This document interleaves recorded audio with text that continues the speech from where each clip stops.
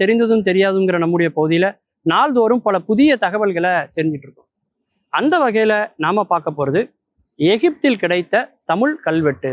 சமீபத்தில் எகிப்து நாட்டுக்கு போய் ஆராய்ச்சி செஞ்ச சுவிட்சர்லாந்து நாட்டை சார்ந்த ஆராய்ச்சியாளர்கள் 2 பேர் 2014-15 காலகட்டத்தில் வந்து பார்த்தீங்கன்னா அவங்களுக்கு ஒரு பெரிய ஆச்சரியம் காத்திருக்கு.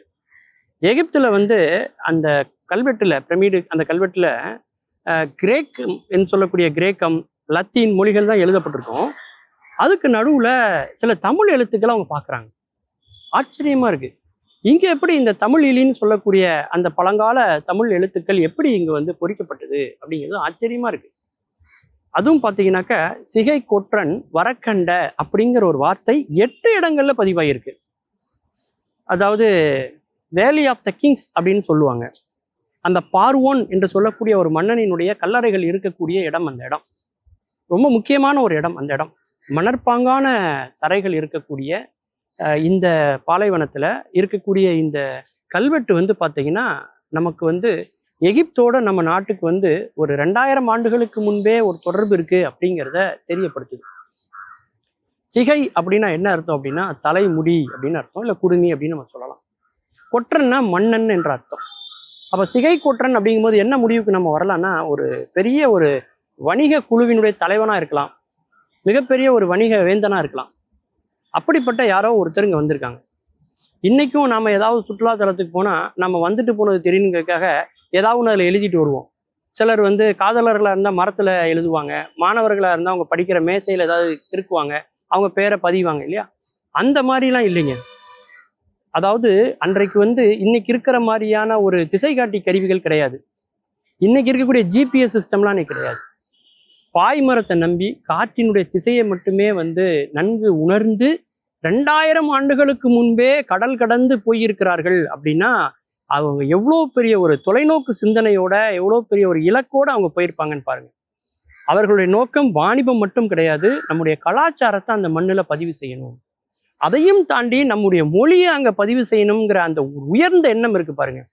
அதுதான் இன்னைக்கு 2000 ஆண்டுகளுக்கு அப்புறமும் இன்னைக்கும் நம்ம வந்து தமிழை உலக மக்கள் எல்லோருமே பேசுவதற்கு கிடைத்த சமீபத்திய அந்த கல்வெட்டு ஆய்வு இன்னைக்கு உலகம் முழுக்க தமிழை பற்றி எல்லாருமே பேசிட்டு இருக்காங்க.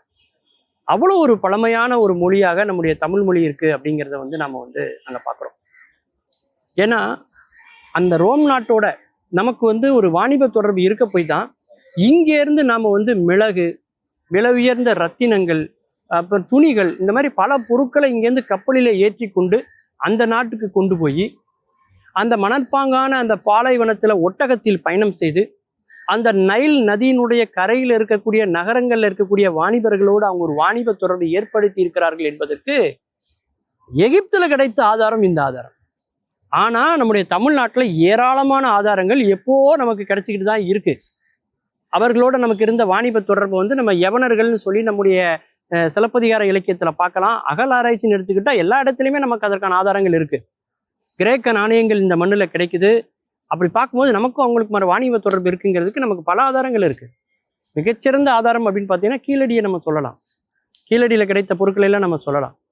அதே மாதிரி நம்முடைய ஆதிச்சநல்லூர்னு சொல்லக்கூடிய இடத்துல கிடைக்கக்கூடிய அகழாய்வுகள் எல்லாத்த விட இன்னும் சரியாக வெளிவராத ஒரு ஆய்வு அப்படின்னு நான் எதை சொல்லுவேன் அப்படின்னாக்கா அந்த வைப்பாறு நாகரீகம்.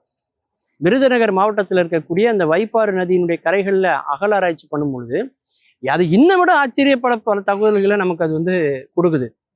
அதாவது ஒரு 3000 ஆண்டுகளுக்கு முன்பே தமிழ் மண்ணில் தங்கத்தினுடைய பயன்பாடு இருந்திருக்கு. தங்கத்தில் அணிகலன்கள் செய்திருக்கிறார்கள். தங்க அணிகலன்கள் செய்வதற்கான அச்சுக்கள் எல்லாம் அன்னைக்கு அவங்களுக்கு இருந்திருக்கு. அப்படின்னா 3000 ஆண்டுகளுக்கு முன்பே ஒரு மிக முன்னேறிய சமூகமாக நம்முடைய தமிழ் சமூகம் இருந்திருக்கிறது அப்படிங்கிறதுக்கு இந்த வைப்பாறு நதி நாகரிகம் என்பது அதில் கிடைக்கக்கூடிய ஆதாரங்கள் இன்னைக்கு உலகத்துக்கு அதை பற்றிய செய்திகளை வந்து பரப்பிக்கிட்டு இருக்கு அப்படின்னு சொல்லலாம். ஒரு நாட்டிலிருந்து இன்னொரு நாட்டுக்கு போவது என்பது தூதுக்காகவோ அல்லது படிப்புக்காகவோ அல்லது போருக்காகவோ மட்டும் இல்லைங்க, கலாச்சாரத்தின் தன் இனத்தினுடைய மொழியையும் பதிவு செய்வதற்காக அப்படிங்கிறத அந்த சிகை கூற்றன் வரக்கண்ட அப்படிங்கிற அந்த தமிழ் வார்த்தை 8 இடங்கள்ல மட்டும் இல்லைங்க, 8 திக்கிலும் தமிழை இன்னைக்கு வந்து ஒழித்து கொண்டு வைத்து கொண்டு இருக்கிறது. மீண்டும் பல புதிய தகவல்களோடு அதில் அறியப்படாத பக்கங்களோடு உங்களை சந்திக்கிறேன். நன்றி, வணக்கம்.